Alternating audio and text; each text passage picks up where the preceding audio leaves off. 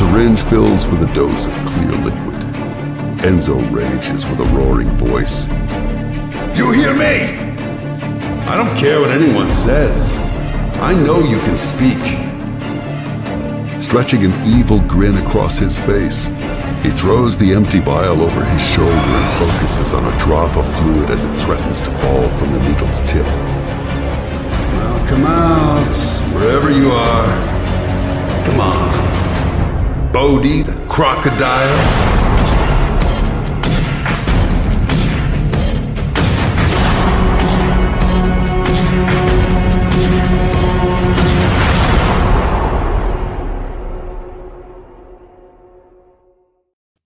Well, so that was the second book that we did. Hello, everybody. By the way, it's me, Trody Crocodile. Hey, there's Cindy. Hi, Cindy. How are you? It's good to see you. So I don't know what the deal is, but I'm getting a little worried about our brother Bradley because I sent him the link late, so I feel badly for that. But we had agreed on the on 7:00 Central on Wednesday nights, and here we are. But Bradley is persona non grata. I don't know where my buddy is, so we're praying and hoping that he's going to show up. So because the party's not going to be a party without Bradley.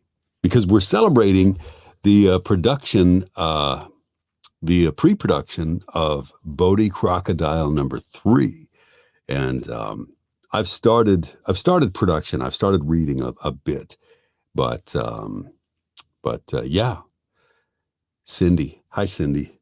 So yeah, I don't know where Bradley is. And if anybody knows him, if you can get a hold of him, I've tried his cell phone. I've tried messaging him. I've tried emailing him, and no luck. The only thing I can think of is that maybe he got called into work. I don't know if you guys know what's up with Bradley, but one of the things I really admire about him is that he works.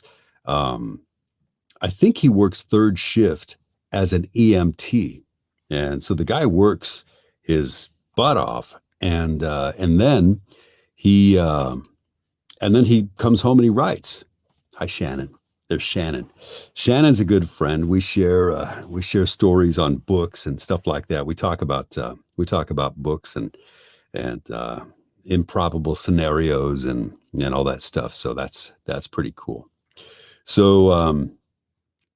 Anyway, the thing about Bradley is that he works really hard. He works overnights, and then he comes home, fresh as a daisy, and he writes these amazing stories. So just keep your eye on Bradley Carter. He's going to, I think he's going to shock all of us.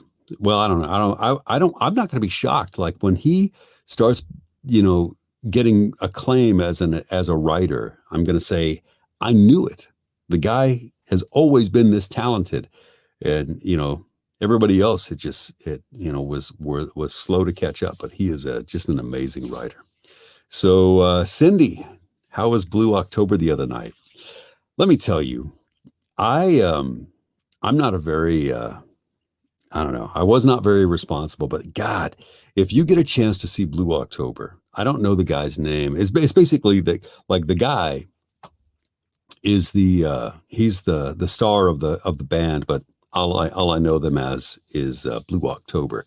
My wife, I think she has a crush on the guy, but I let that pass because he is really talented, and I guess if I was a girl, maybe I'd have a crush on him too. But it's really cool. I mean, he came out publicly about his story, his struggles with alcohol and drugs, and he found himself at the bottom and just, fought through addiction and came out the other side even better than he was before. And the guy's just a tremendous artist. So if you ever have the opportunity to catch Blue October live, that's a great show. So I bought for my wife a birthday present. I think it was a birthday. It was either birthday or anniversary, the present was to go see Blue October. I knew that they were coming to St. Louis to the pageant, but I thought, well, I mean, I owed her a trip as it is. She is. I bought her a trip to see to go to Niagara Falls because that was kind of like a bucket list thing for her. And so I bought her the trip to go to Niagara Falls during the George Shaw Festival, and then COVID hit, and Canada was like, "Up yours, USA! You're not coming in because you don't know how to wear a mask." So we didn't. We didn't go to Niagara, but I wanted to give her some kind of a special trip. So so I got tickets to see Blue October in Denver, Colorado, and so that's where we went this last weekend. We flew out on Wednesday night. No, we flew it on Friday, and then came back on Sunday.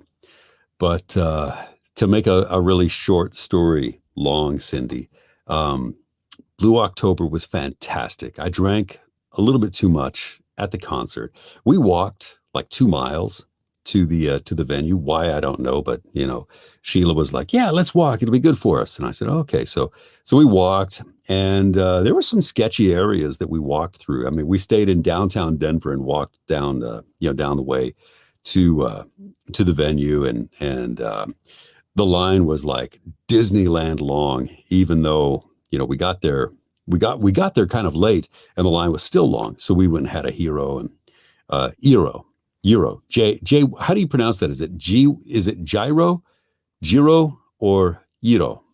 Anyway, we had one of those, and then we got in line, sat there, and went through the line, and you had to show that you were vaccinated or that you are negative for COVID. And I'm not vaccinated, so I had to get a test, and I got that. And Sheila is vaccinated, so she didn't have to get a test. And so she showed her thing, I showed my thing. We got into the show, started drinking immediately. Expensive as hell. Everything at a concert is expensive. I think I got a whiskey, and for a single whiskey it's $12. For a double whiskey it's $17. And then I think she got a great big Truly, and that cost about $13 or $14. So by the way, I am drinking tonight, Cindy. I don't know what you're drinking, but tonight's drink is chill filtered rye whiskey from George Dickel, and it's pretty tasty whiskey. So I thought I would share that with you. Anyway, so to make a long story even longer, we went to the show, and then after the show, I had a few of those whiskeys in me. Sheila had a couple of those big drinks in her too, and so she's like, "Do you think we can walk? I mean, would be okay?" And I went, "I don't know. Everybody in Denver is like really friendly. Like if this was St. Louis, no, you're not walking in downtown St. Louis at 1 o'clock in the morning." But we just walked. I don't know if God looks after fools and drunks or if people really are that nice. The only time we got accosted was by some guy who came up, and he's like, "Yo, brother, check it out. Anytime, if you get hassled by anybody over there, don't worry. You cool. Here's how." And he's teaching me how to throw a punch, and I'm like, "Don't worry, I've been there. I'm okay." I thought I had been there because I was a little drunk. So you can fight anybody when you're drunk to a certain extent.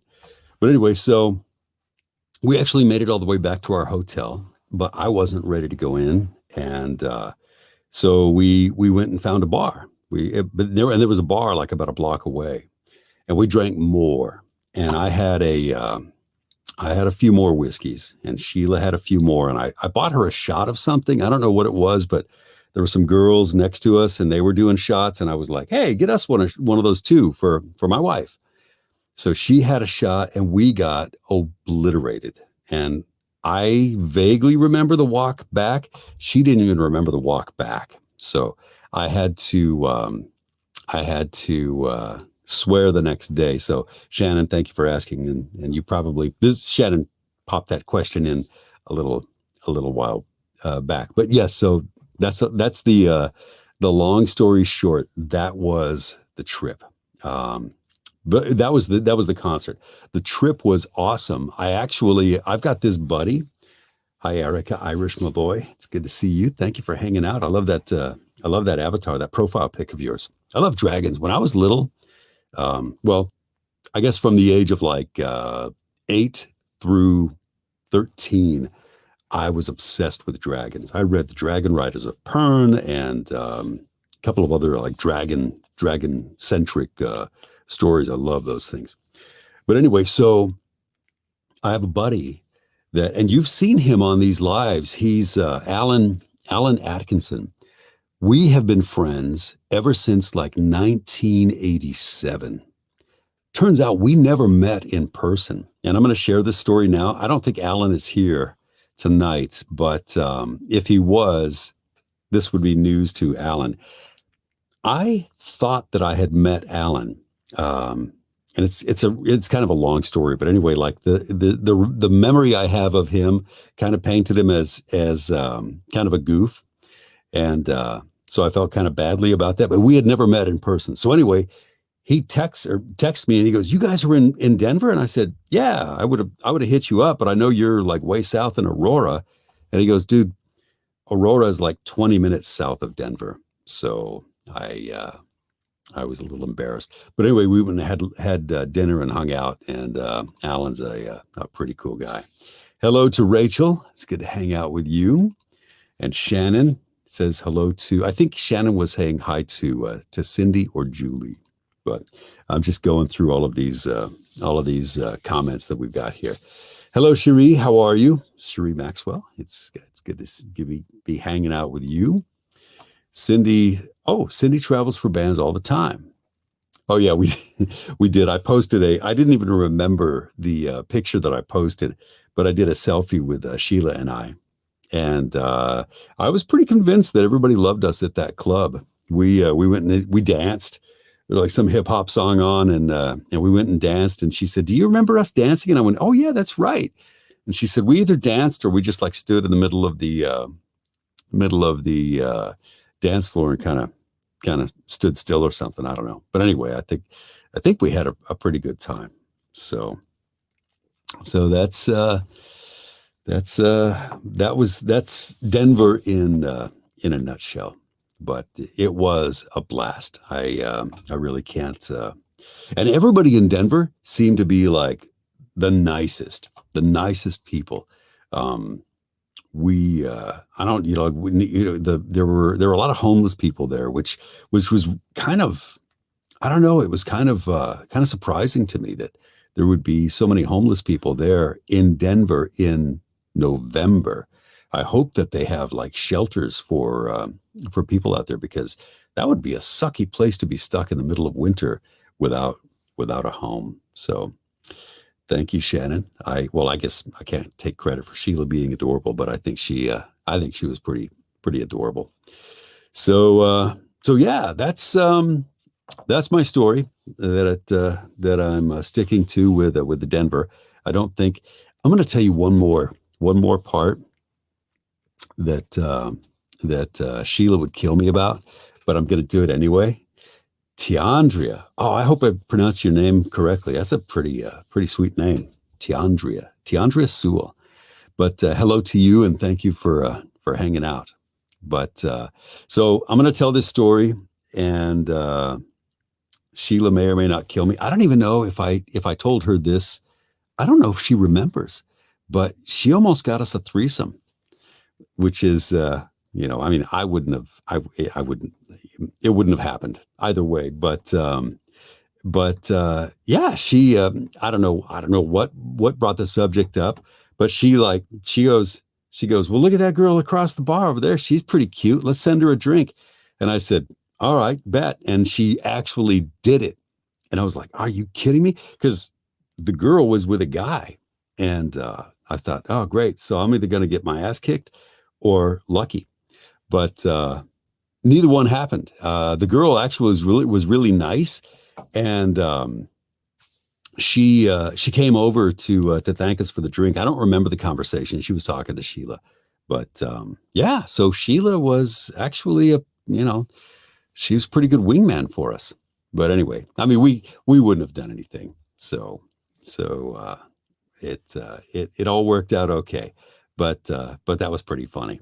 And another reason why at least one of us needs to have our wits about us, because I think together drunk we're in trouble. We're Sheila and I are trouble. So that's my story of Denver. I came here to do a live with Bradley, but Bradley's not here, and I don't know what the deal is. I keep checking my phone because I've sent him a couple of messages on Messenger, and I haven't seen him. I'm thinking he may have gotten called away on like an emergency call or something. So I know, right, Cindy? Go Sheila. So actually, I think what would be kind of cool is if I could have Sheila on, and she could answer some questions, and we could talk about our particular stuff, because that I think she's more interesting than I am. So Amanda, wondering if there is any updates on Warrior Faye. So Amanda, we've got I've got one more to do, and I'm not sure exactly if Denise, my PA, was here, she would be able to tell you exactly when I'm doing more of the Faye books, but I'm not sure exactly. But I'm pretty sure I've got something going on with the next Faye. I do love Caroline Peckham and Suzanne Valenti are like, they are the bomb. I mean, those girls, whenever they do lives, I usually get a notification, and it's pretty cool. They're number one, like they're really funny together. They're sisters, and they're hilarious together.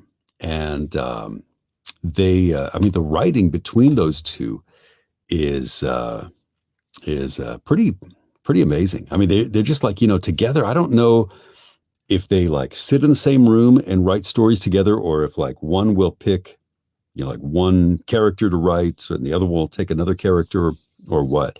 But those books are really cool. The Zodiac Academy Phase series are pretty cool. So anyway, that's my story on that. Cindy Perry, we need to get Denise a whip to crack, right? She probably would appreciate that too. She sends me emails at the beginning of every week and says, "Hey Troy, here's your stuff to do." And she's always like, yeah, this has to be in today. That has to be in today. This is due tomorrow. Don't forget, this is a 5-hour book, but it's not due until Friday, but it's 5 hours. So you got to get cracking. So she's really, really patient with me. She's like, I think she would be a great kindergarten teacher, the way that she corrals me. So Julie, yes. So I'm working on the next sniper book, which is Eric, and that comes online. Well, let's see. I got about 5 hours to go on that one, and so that one should be done in the next couple of weeks. I've got. Well, we're dealing with Thanksgiving next week, so I'll get it as quickly as I can. But yeah, Irish Winters. She does these great books, and I mean, she's an amazing writer. I just have a hard time keeping up. So once I get that done, then I'll let you guys know, and maybe I can get Irish to pop in sometime. So JT Geisinger, yes, I just finished up production on a book called Perfect Strangers, and thank you for asking, Shannon. Perfect Strangers is JT Geisinger is just amazing, and I believe that book's set to come out fairly soon. That's another duet, and I don't know if I've told you about duets, but man, those things are they're really really difficult to produce. So whoever's engineering those books, really, you've got my respect, because they're hard to do. But yeah, we finished up the reading, and we've got production and mastering and quality control and all this stuff to go through. But I think that this book, this J.T. Geisinger book that I just finished, is completely different than the Mafia series. Beautifully cruel, carnal, what is it? Carnal urges, and what's the other one? But anyway, those are completely different. Although those are duet as well. But this Perfect Strangers is it's a trip. I mean, it was a really, really good book, and gave me so much more respect for JT as a writer. She's amazing. So, oh, that's sweet. Cindy loves Julie, and Julie is the sweetest. She really is. Yeah, Julie is one of my favorite Facebook friends too. She's so cool, and such a good person. She's always cheerful and smiling, and she always has good things to say. We're Facebook friends, so I get to see her posts, and she's been posting all of her like high school pictures, and she's pretty adorable in high school. She's still adorable now, but I think Julie, you've got a lot of fans. Dustin says you've just finished the Steel Demons MC Book 1, and I appreciate that. Thank you. And so those are more great books. This whole Steel Demons MC series is this post-apocalyptic series. It's an MC series with a whole bunch of different characters that I think that I mean, I fell in love with all the characters. It's a reverse harem, post-apocalyptic. Can you tell I still have half my drink to go, although I haven't eaten dinner yet. So I think I'm probably doomed to starting to get stupid now. So Julie, you deserve the kudos. Savage Hearts. We're just starting Savage Hearts pretty quick here. No idea when that's going to be ready, but I think that's going to be another great book. So thank you, Shannon, for that. Teresa. Yeah, Teresa. I almost pronounced your name incorrectly, but it's good to see you here. She's so cool. Julianne, all because of Troy. Well, Cindy, I think that you are the bomb. I really love the people who like we're in this orbit together. We kind of hang out and enjoy books, and it's really a good time. So that's the deal. But anyway, let's get back to Bodhi Crocodile. I don't know, man. I wish that Bradley would have made it. I wish. I'm still looking at my messages, but I don't see any from Bradley. But anyway, when he gets here, he's going to want to know that we talked about Bodhi, and Bodhi won an earphone award from Audiophile magazine. Bodhi 2 just won an earphone award from Audiophile magazine as well. So we have no pressure at all for Bodhi 3, but I'm about 3 chapters in, and I'm really digging the story so far. So Bodhi 1, the enemy was Skinner. The bad guy was Skinner. Bodhi 2, Skinner actually makes an appearance in Bodhi 2 as well, in his own way, as do a few other characters that you wouldn't expect. But Bodhi 2, it was the Sting. What do they call him? Lorenzo the Sting Di Giovanni, and he was a guy who killed people with poisons and animal. Yeah, you caught that. I'm glad you caught that, Cindy. Yeah, I'm Trody for Bodhi. But anyway, so Enzo Di Giovanni, killed people using toxins like animal toxins and poisons and stuff like that. So Daphne Loveling, she does. I don't remember Daphne's latest audio book, but I think she's got some audio coming out too. I'll check, Erica, and I'll report back when I find out. But yeah, Daphne, another great writer. That's one of the cool things about being a narrator is that I get to read these stories and they're all really cool. I mean, once when you get to the point where you're making audiobooks from the books that you've written, you've got some experience writing, and so it's so much fun to read these books from these writers. It's like it's different every day. So I love that. There's my buddy Alan. Alan, we hung out this weekend and did some cool things. So I love that. We had a good time. Alan actually gave me a ride. He gave Sheila a ride too. I tried to kick her out, but he wouldn't have it. That fucker, he charmed my wife too. Like we went out to dinner, and he was all charming and being real sweet to Sheila, but I shut that down pretty quick. Hopefully, anyway. But oh, thank you. I'm glad, Cindy. I'm glad that you that you were happy with the recommendation. And is Margie here? Where's Margie? I thought I haven't seen Margie pop in, but that would be pretty cool if Margie said hi. I want Margie and Alan to meet because I think they're destined to be. They're going to have to name their kids after me, even though they'll probably never have kids. But maybe they'll buy a dog and name it Troy. So, Gianna Darling, I haven't done anything lately for Gianna Darling, but I would love to because I think she's a great writer.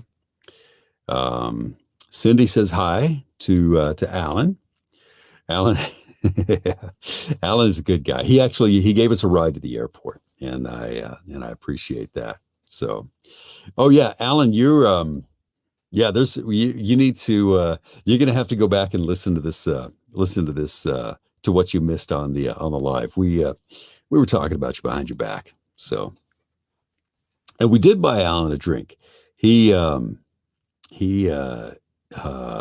drank whiskey together, Alan and I. What did we have, Alan? I think we had a couple of makers on the rock. But Alan, if you weren't here early enough, but it's George Dickel rye whiskey tonight for old Troy. So that's the story. And yes, we do, Alan. We do have some very cool things coming up. I can't really talk about it yet because I haven't delivered the goods. But I hopefully will have something really cool to unveil fairly soon. We're working on a website that I want to introduce all of you guys to. So that's the story. Alan, you're going to have to go back to the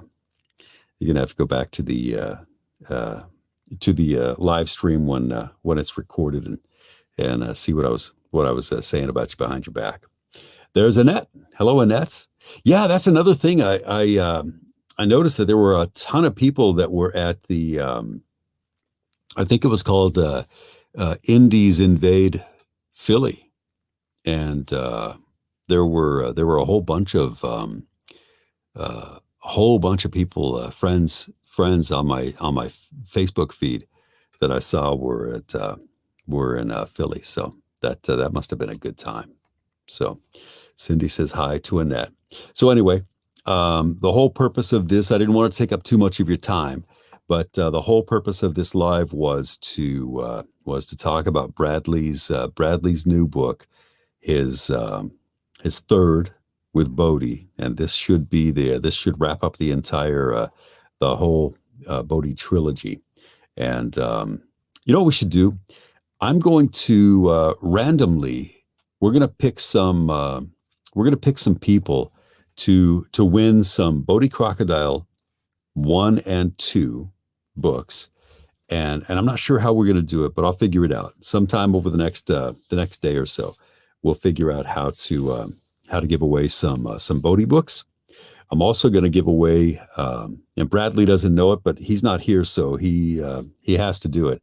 But we're going to give away some signed copies of Bodhi Crocodile 1, 2, and 3. And maybe we'll give away a signed trilogy of books, and maybe figure out some way to give away a signed audio copies of the audiobook from the two of us. Sound good? All right. So that's basically all I've got to talk about. I was excited to give you the 411 on the third book. I'm going to be recording a specific portion of the story that Bradley's going to put together in a the trailer that trailers that he did.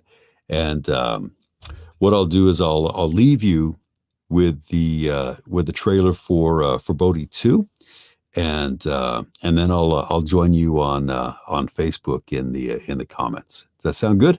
So cheers to you, and I hope you guys had your favorite drink.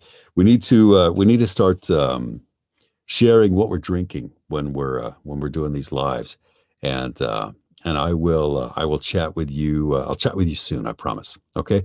Thank you for hanging out. I appreciate it. It's good.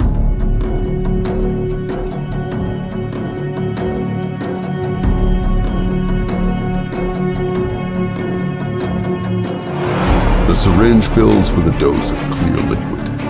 Enzo rages with a roaring voice. You hear me? I don't care what anyone says. I know you can speak. Stretching an evil grin across his face, he throws the empty vial over his shoulder and focuses on a drop of fluid as it threatens to fall from the needle's tip. Now come out, wherever you are. Come on. Bodhi the crocodile.